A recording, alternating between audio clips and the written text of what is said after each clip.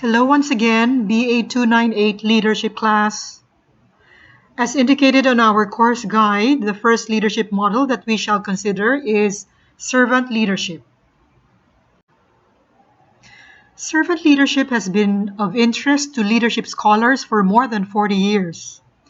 Until recently, little empirical research on servant leadership has appeared in established peer-reviewed journals.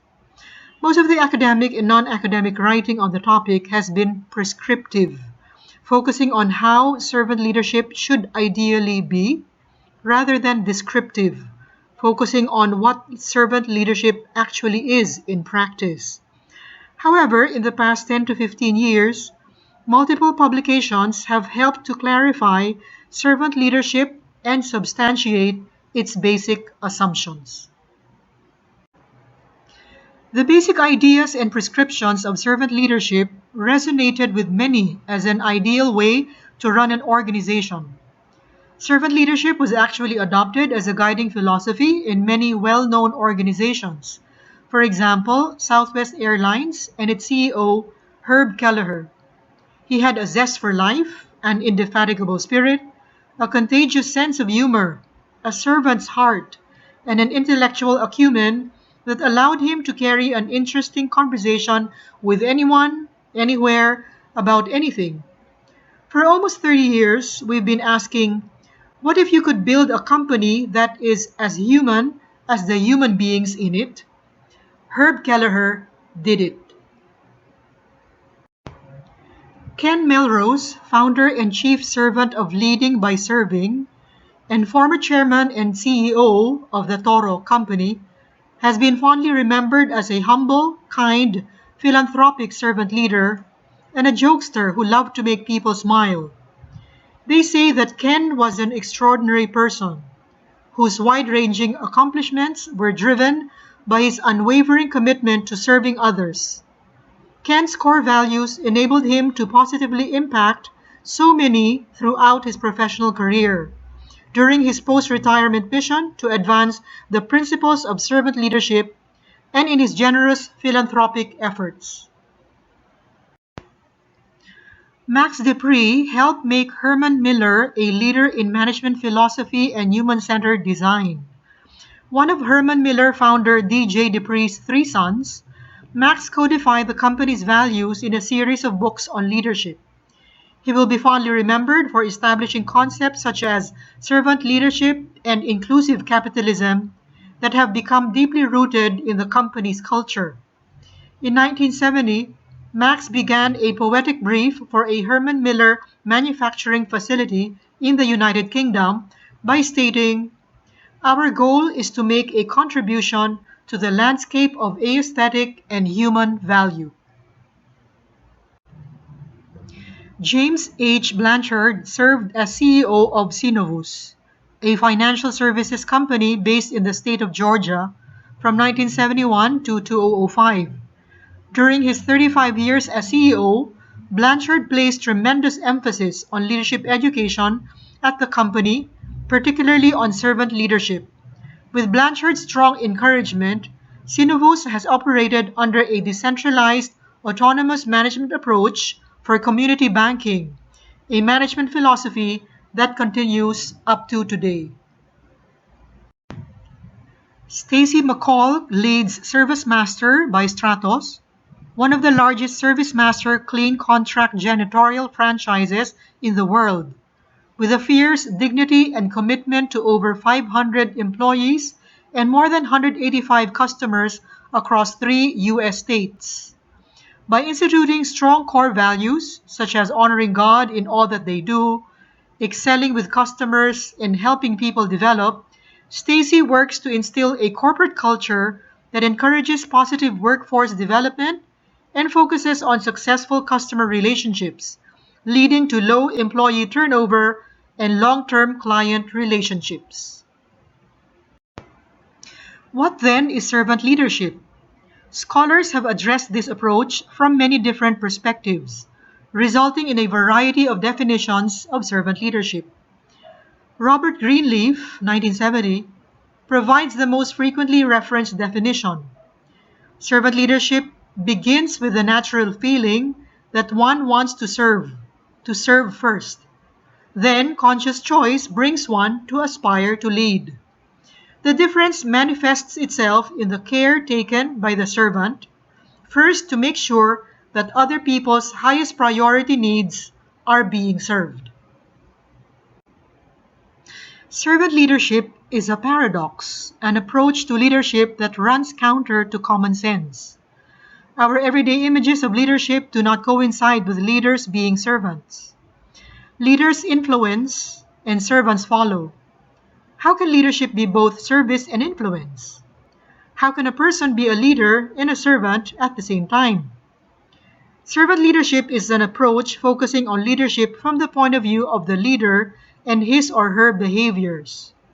It emphasizes that leaders be attentive to the concerns of their followers, empathize with them, and nurture them. Servant leaders put followers first, empower them, and help them develop their full personal capacities. Servant leadership is a paradox, an approach to leadership that runs counter to common sense.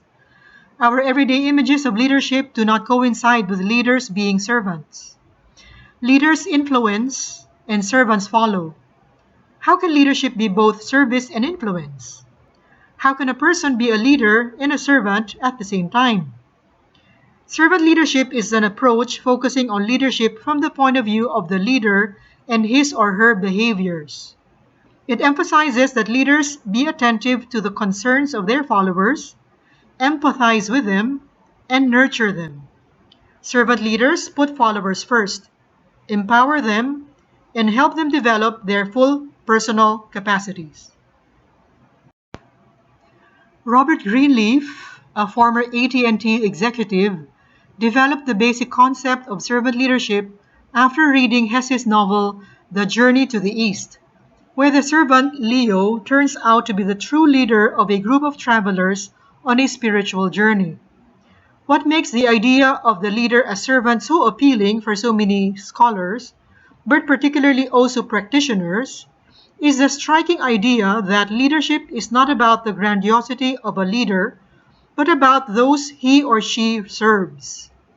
If serving others is the core of leadership, then this has profound implications for both the dynamics and the responsibilities of leadership.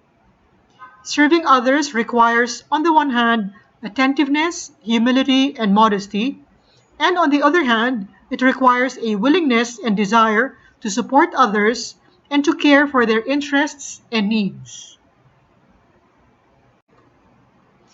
Greenleaf stated that a servant leader has a social responsibility to be concerned about the have-nots and those less privileged. If inequalities and social injustices exist, a servant leader tries to remove them. Service ought to be the distinguishing characteristic of leadership.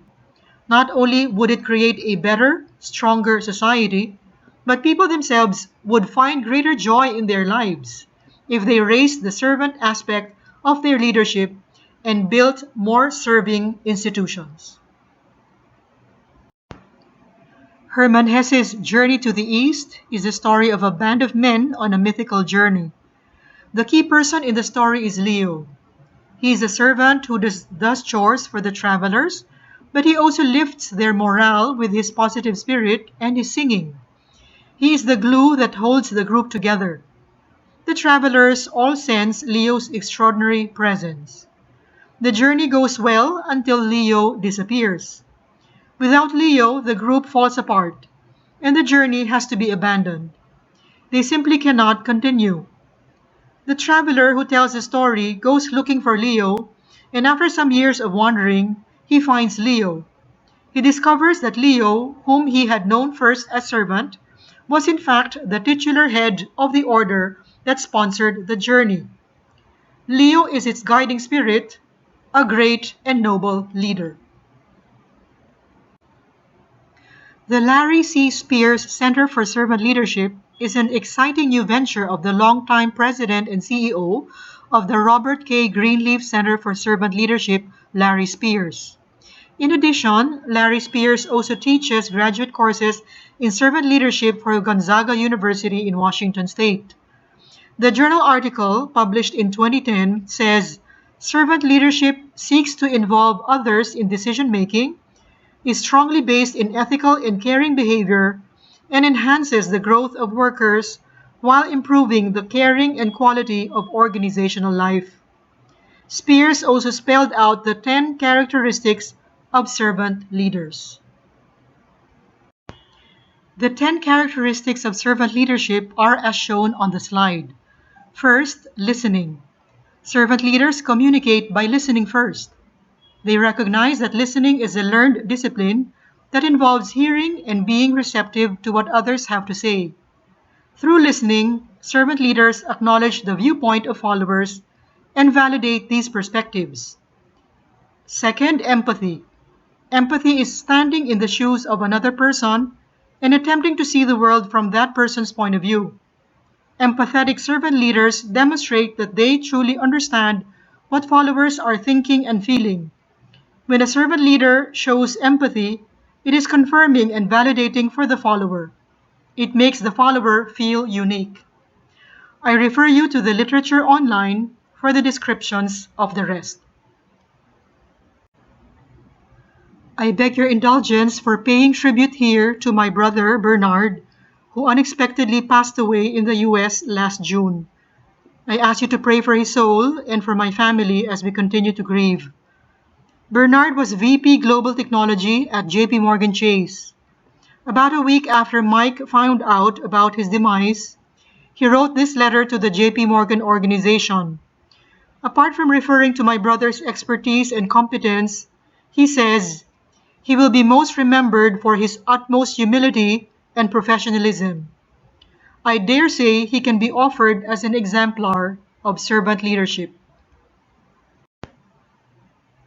The so-called Level 5 leadership had been developed in the book Good to Great. Level 5 leaders display a powerful mixture of personal humility and indomitable will.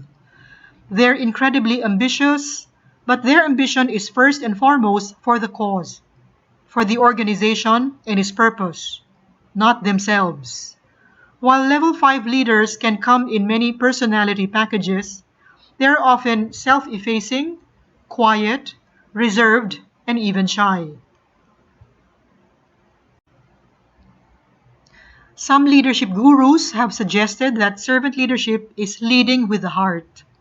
This means, among others, encouraging an experimental mindset, providing psychological safety for teams, knowing each of your team members well, building trust, motivating and inspiring the team, says Liz Theophil in a TED Talk.